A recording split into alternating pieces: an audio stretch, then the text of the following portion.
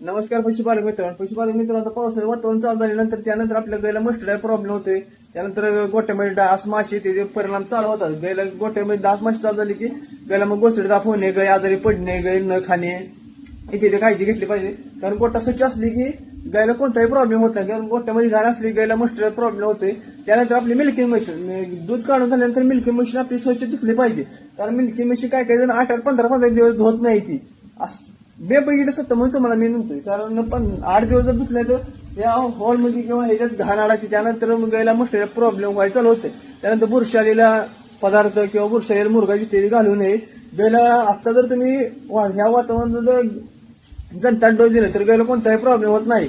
तर मित्रांनो, गोटा स्वच्छ असले की तुम्हाला कोणताही प्रॉब्लेम होत नाही.